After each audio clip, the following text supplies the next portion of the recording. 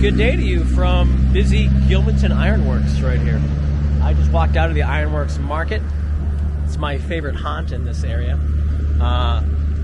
We've come to this part of New Hampshire to visit some, to show you the sights, but also to show you where I got all of the inspiration for my books, like Luza, Running with Vince, to name a couple.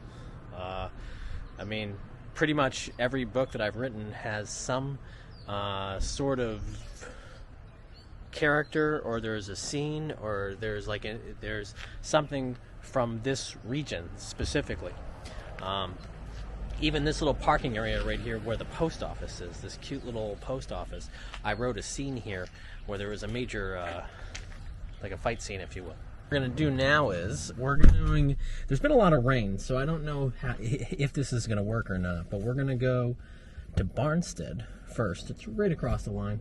It's 5 minutes. It means nothing to you guys, but we'll start from there, and then we're going to make our way over to Manning Lake, via Crystal Lake, and to the Meeting House Cemetery to show you this beautiful part of New Hampshire. I'd even go as far as to say the pearl of New Hampshire.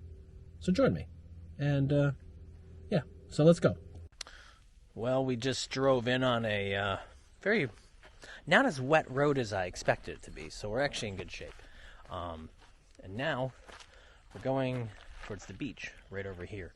The cool thing about this whole spot, and why I thought it'd be fun for today, I've actually been meaning to do this for a few years, even just for my own sake, especially the amount that I travel and move. I love writing books that take place in real locations. So even if the characters are fictional or fantasy or science fiction, there's still stuff that I base off of everything else that I see. So, for example, like the Varese affair, even though it's science fiction, Brindisi, where I used to live in the country of Italy, rhymes with Varese, and I based a lot of the locations off of real ones in Brindisi. Now look at this. Look at the lake. This is Suncook. I think it's the, I always get them confused between the lower Suncook and the upper Suncook. But now this stretch right here, for people that are curious, first of all, this is in Barnstead, New Hampshire, for people that might say, hey, this looks like a quiet spot to go visit. It's supposed to be for town residents. I can tell you this much, it is not busy, like maybe on the weekends. But if you wanted to visit this and you're from out of state, I don't think anyone's going to give you any problems, as long as you're respectful. You know what I mean? Wow, I've never seen the water this high. So my imaginary whistleberries were actually over here, right on this side. Because typically, this beach area is a beach. Right now it's not. But, wow, it's a beautiful morning.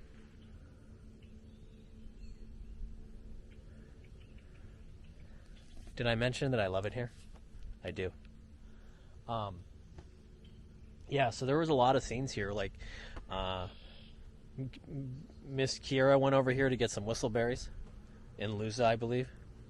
And then in A Second Chance, Hannah, I think, comes over here to process some stuff. And in a book that I just finished up, this is where the characters have a meet-up as well. Here's a little secret. In the winter, this is a great spot to just hang out and watch and listen. Actually, more so in the fall, and just look at the colors. If you've read Luza, you know that Kira had to go get the whistleberries to go save Miss Luza's life. So after she commandeered them, these kids were bullying her, were chasing her down, and in fitting fashion, she raced through the woods this way to get away from them, and ended up falling into Bilal's arms in a house that I'll show you right up ahead. It's so funny for me walking these spots because not only do they inspire me as a writer, but it's just I remember when I wrote it, like I was in Florida and I was missing here. So I was like, I want the scene to take place here. That's what I did. Not wanting to be a stalker because there's actually people doing construction there. This is the house that Kira gets trapped in. And then she runs this way. She gets out with Riley's help. And she heads home. Where we are now, we're back in the center of Gilmanton Ironworks. I've been coming up here since I was born. And we used to have a camp up here. So that's how I first learned about it. But what I wanted to show you, so in the distance over there is the market, where again, many scenes have taken place. In Swimming with Angels, this is where Christian meets his potential love interest, and where Vince starts to stir up some problems, or some fun. Now the town hall, I love this Grange, well I call it the Grange, but it's the vintage, this is the meeting hall, especially in like the 1700s, like this part of town is where they would all come. Gilmanton's in kind of a funny location. It's between Concord and, well, I wouldn't even say that it's between. It's on a road that can get you to Concord. It can get you to the town of Alton. And really, it's, for many years, it literally was just, it was kind of like, it was just a quiet community, especially for people who had their summer homes. This church right here,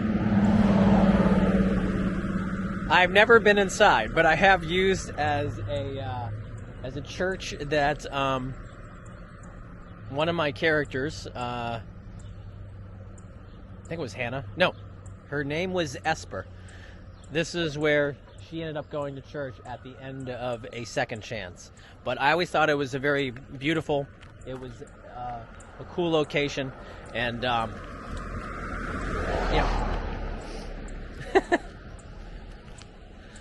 I'm not used to all the traffic. I know, you're like, that's traffic? No, it's not. So now, we're going to head towards Crystal Lake. It's not that far, right down the road.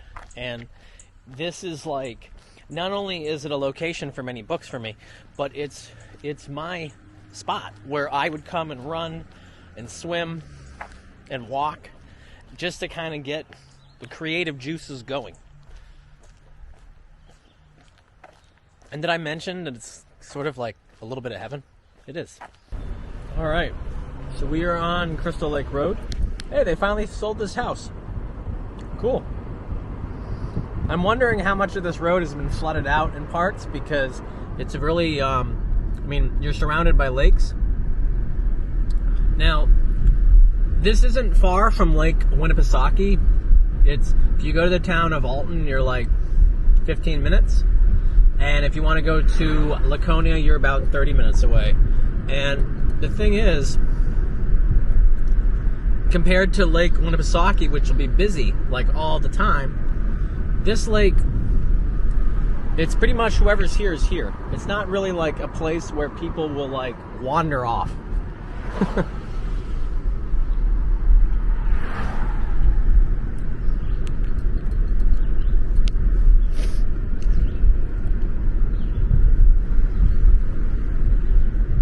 And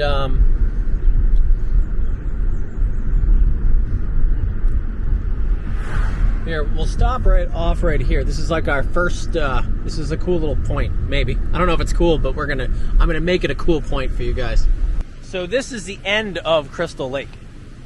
And the water's not as high as it could be. I mean, it's definitely high.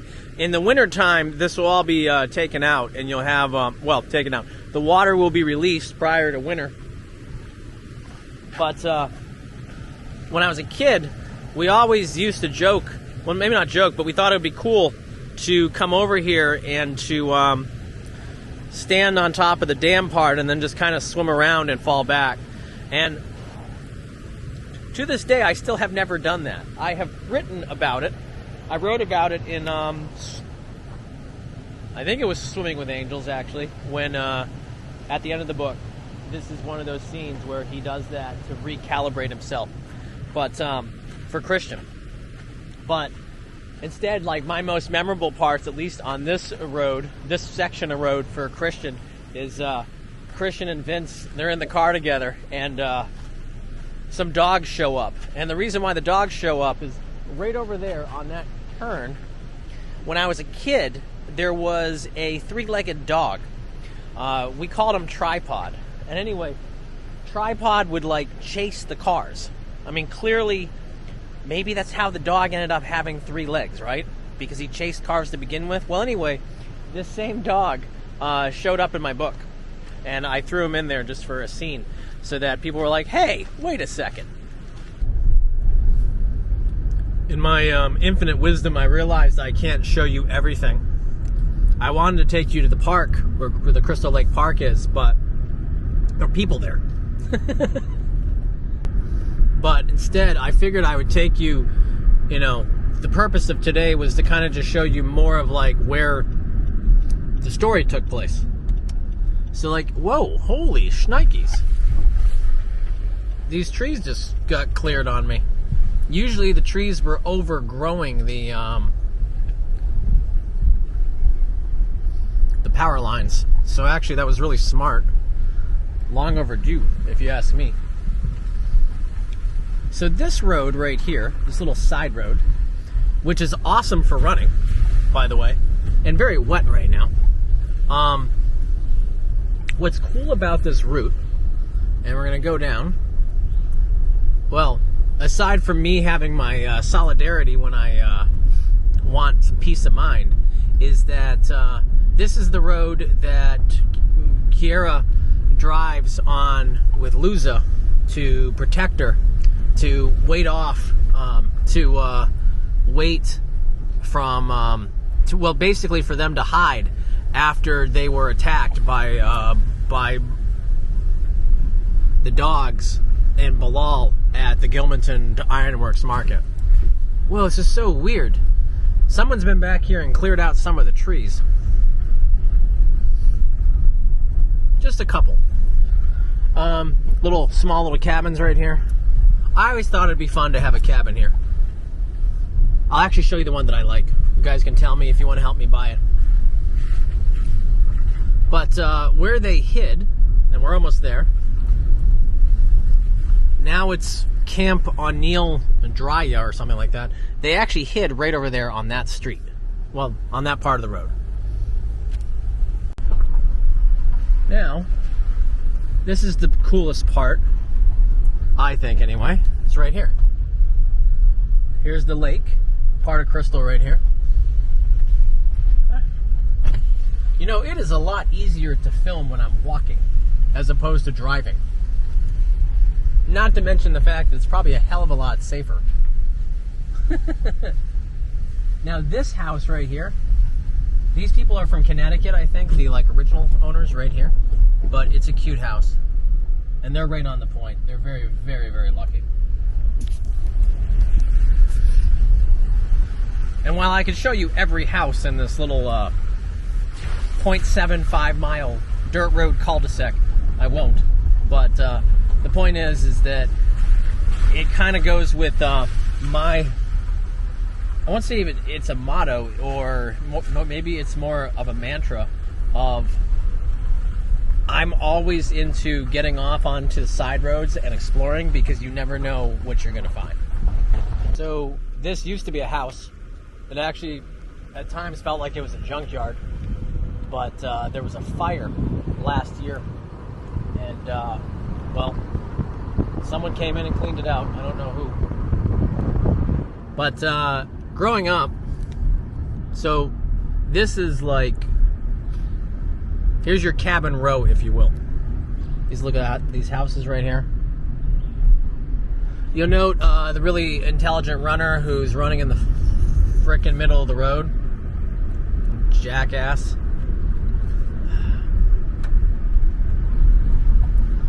It's not like there's not enough space. Alright, here you go, kids. There you go. So here's Crystal Lake. Obviously, it's named after the crystal waters.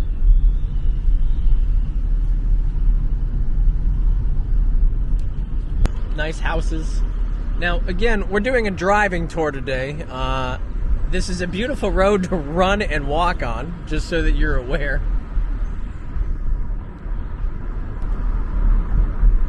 And really, I mean, even on the weekends, in the middle of summer, I mean, you'll get some traffic. Yeah, you'll get traffic. You'll see 2 cars at once on this street.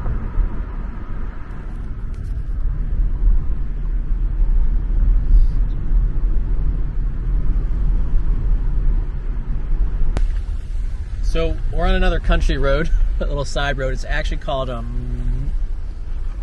think the road is called the Anderson Road. And it's an interesting route because right down here they have this. They have a sign that says, Anderson Road is a private road, no trespassing. Dead end, no access to Varney Road, your GPS is wrong. Now, I would love to take us down here. Love to take us down here. Because there's a covered bridge that was built by a family friend. But every time that I do this, it's one thing when I run down this in the early morning hours. I know I can kind of just sneak off. But then there's the part of me that's like, I can't be like, oh, I'm stupid. Now, granted, there is 3 homes down there, so I could just say I was visiting. I have Maryland plates. But I'm debating because I really want to show you this covered bridge. Go for it? Okay. So we made it through on a very rickety road. But I've been running down here for 15 years. And I think it's one of the most beautiful things I've seen here in New Hampshire. Look at this right here. And what's beautiful about it, now granted, note, I'm not taking the car across it. There's camps on the other side. There's 2 of them. But the construction is awesome. I believe this was done by Mr. Potter, if I remember right. And then see, and we're not going to actually go across it, but I use this for I use this as a plot point in one of my stories. And the characters actually fall through this. It collapses, or a section collapses, and then they go down this stream right here. So it's really a cool, it's a cool spot. And see if I show you, just really, really quick, and then we got to roll. I mean, now don't get me wrong, there are other covered bridges here in New Hampshire, but the fact is that this one, no one really knows about unless you're here. And these camps have been here since, I think, the 1890s. But it's just a very, very beautiful natural spot. All right, back in the car. I decided to get out for a second. I wanted to show you this really not wide bridge that you have to drive over. And I can feel like my heartbeat is racing a little bit. I think it's racing more for the fact that I drove all the way down there. Because I've run on this road enough times, I know it's really not good for cars. But when I first found this, back in 2014, so 9 years ago, actually, I would just go for runs along the lake that I already showed you. And then just one day I was like, you know what, let me turn down this dirt road and see what camps are down here. And instead I found myself here on this really just quiet spot. And this little bridge was my landmark. And I would stop here and then turn around because it was like 5 miles one way to here. And then one day I was like, hey, I should go see what's down that way. And that's when I discovered the covered bridge. And it makes me laugh because as I read that GPS sign for you, for whatever reason, actually I can tell you the reason. So the GPS tells you that you can get to Varney Road. And technically you could if you had an off-road vehicle. There are some trails that you can cut down. But there are no, like, normal roads. In fact, you're supposed to go up and loop around the lake, and then you can get on the other side of Barney Road. But anyway, the GPS, they don't know that. So a lot of cars do what I do, which is why they have the signs. But it never was a plot point in a story that I've written. But, yeah. But that spot is. And this is why, again, I think it's cool to explore. Explore where you live. See what you can find. All right, well, we're back on to Guinea Ridge Road. Thank God. And have to go up the ridge, and then there are a couple more locations. What I was going to say, and I'm going to stress it one more time, I'm not showing you these locations for you to come over here and drive and explore on some of the same spots. I mean, technically I was trespassing. Actually, it wasn't even technically, I was trespassing on two different things. So, but I also figured that if someone was there and I could talk my way out of it, explaining that I grew up in this area and I just wanted to see what blah blah blah was looking like, you know? Or I could say, oh, I knew the builder of this covered bridge. I'm just saying, just to prowl, for people that just prowl to prowl and end up, you know, breaking the law, you shouldn't do that. It's different if it's a region where you actually grew up. That's my gray area. Maybe you disagree. Now, this ridge that we're going up, it's actually kind of funny. So, in Lusa, the series, so Kiera's house is actually right up here, where her dad, Lane, raises her. The house, and I'll show you it. If you go down this driveway right here, this is actually a little side note for my snowmobilers. If you go down this really steep driveway, it'll take you down. There will be a house on the right, and there'll be a connecting snowmobile trail. And I actually learned about the snowmobile trail because I used to walk on the other side of it. And that's when I ended up saying, hey, it would be a good spot for the house. And now we are on the dirt road section. Good times. I remember as a kid, whenever we hit the dirt road, I knew that we were close to being home, to the cottage. And look at this. Look at the mountains. Look at the beauty. I mean, a lot of this is just farmland. It's just undeveloped farmland, or it's the farmer just never sold off the plots. Right here is like this little cemetery that I always use as a running point. This house right here, if you can see it, oh, I don't know, I almost drove off the road. There's a brown farmhouse right there. And I don't know, I'm not really showing it too well with the camera angle. Anyway, that brown house, that farmhouse, was supposed to be Maxwell Johnson's house, and he's a character from my first ever novella, Our Place by the Sea. And he moved from Maine over to here, and then I ended up connecting the stories where in A Second Chance, the mom is friends with Maxwell, who lives right there. I try to connect all the books in some way, at least the more recent ones, so that it's like my Gilmanton Ironworks for the universe, if you will. I don't know if this is going to connect or not. They cleared this out right here. But this is where our family cottage used to be. So this road is all new. This was our view. I'd walk down, but honestly, this hasn't been in the family since the late 90s, and I always feel shaky coming in down here during the fall.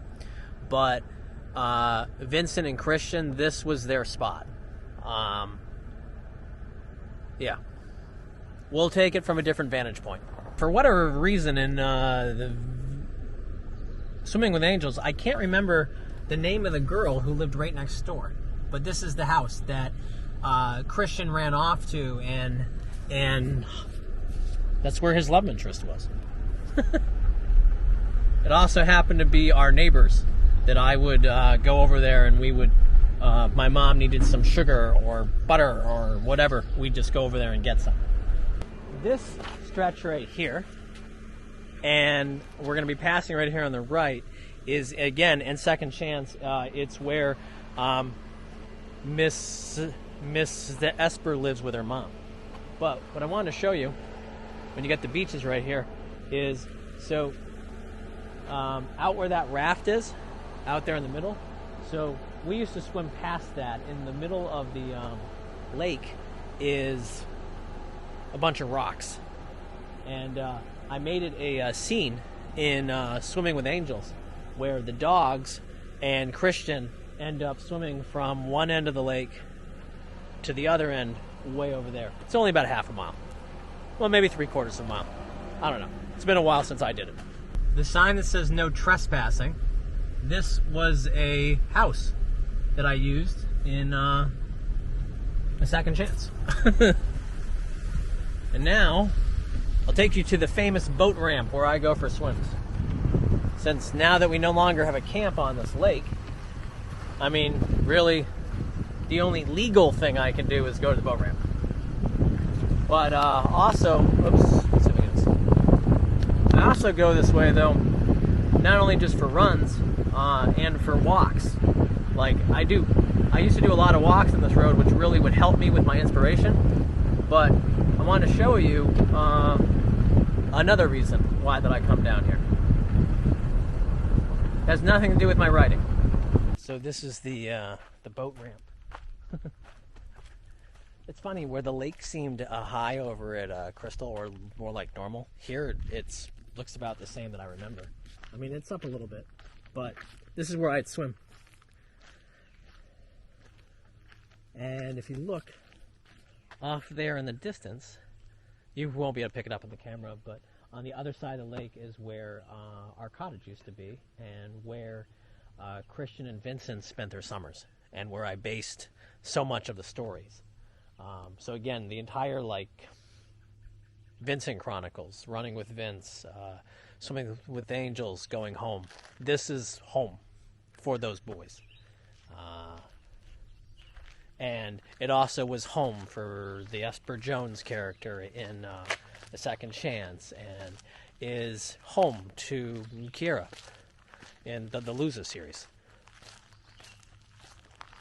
And actually in a follow-up book as well.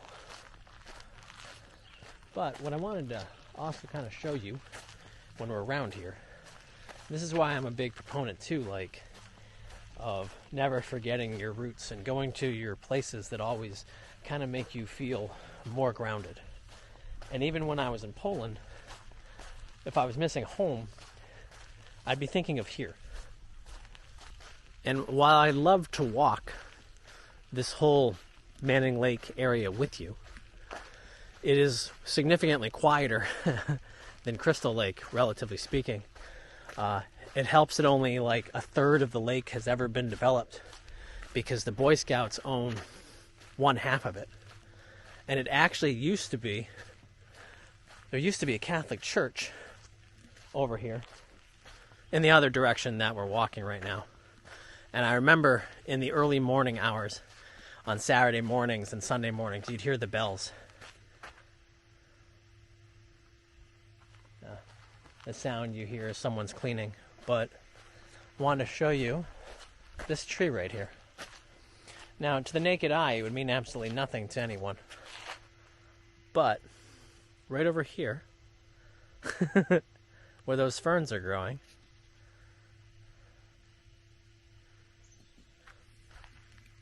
I placed a little bit of my brother after he passed.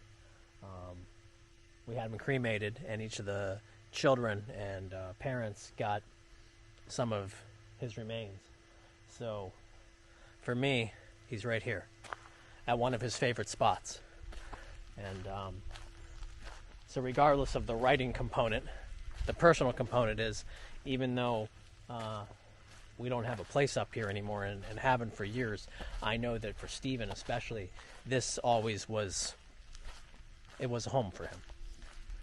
So now, if you're a hiker, shifting gears, if you're a hiker and you happen to find your way to Manning Lake in New Hampshire, there's all these trails out back just miles and miles of hiking trails on the Boy Scout side of the lake. And I think you can camp too. You have to check on that one. All right, one more stop on our tour. Off the beaten path, you go up a side road and you come here to the Meeting House Cemetery, 1775 to 1911. Look at this gate. Isn't it cool? And look how, like, serene this place is. In Lusa, which we keep talking about today because that's our focus point for a lot of my books.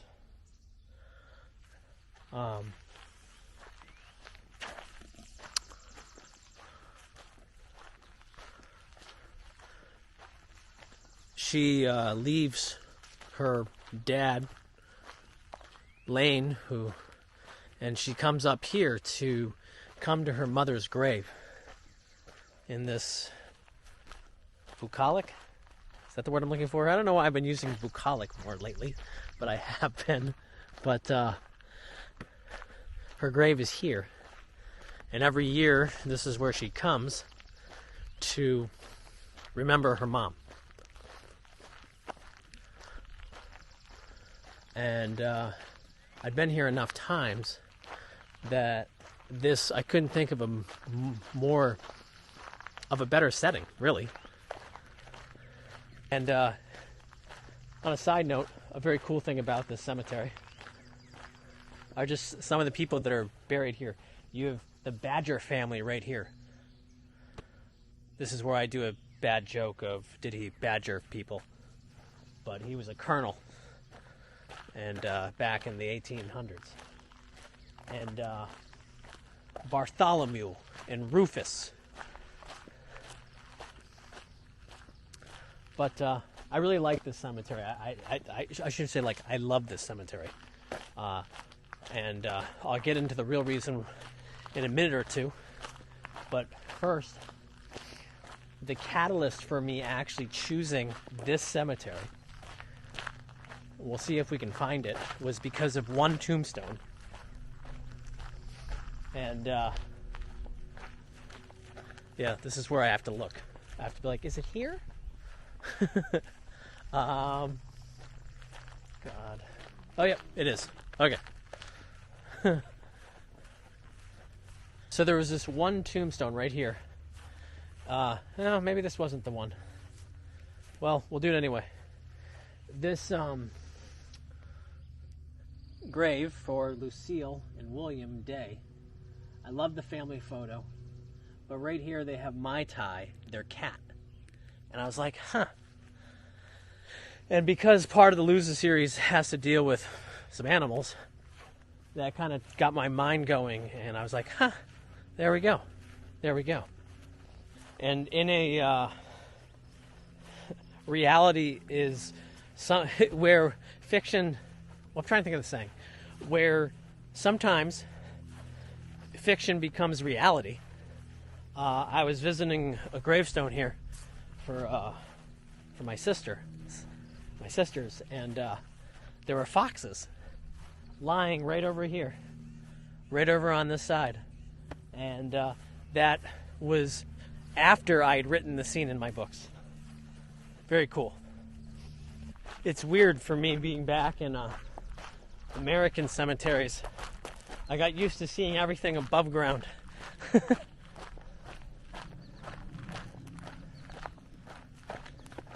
But it's also nice to be in a familiar spot, if you will, among names that I've read before and seen before.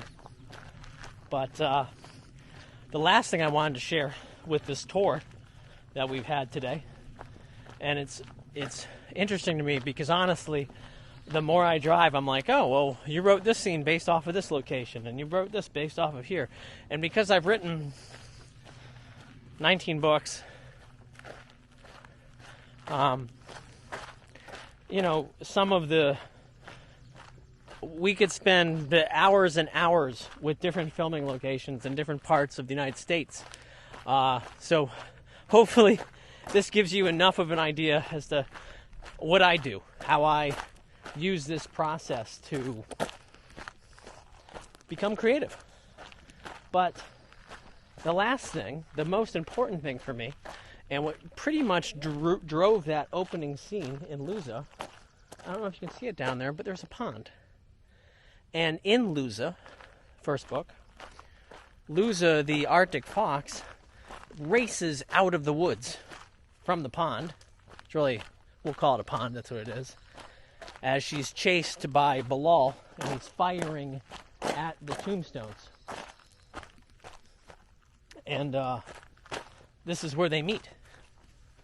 Now, a lot of people don't know about this place, but down here, right next to the cemetery, there's a trail that leads down to the pond.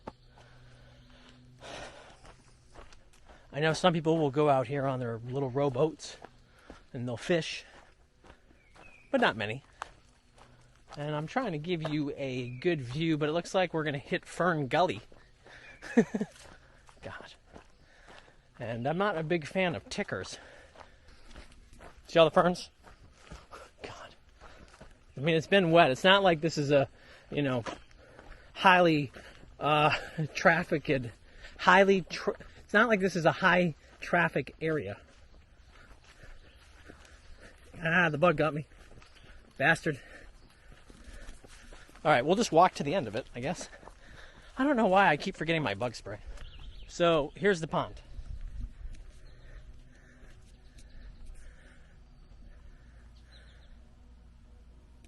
Pretty, isn't it? And there's nothing on it. No camps. There might be one. So with that, thanks for coming today. Thanks for starting off at the Gilmanton market with me and then checking out some of the sites. For the writers in the group, or the readers, I hope you enjoyed it. And for people that have never been up to this part of New Hampshire, you're missing out, especially in the fall. All right, till next time. Peace.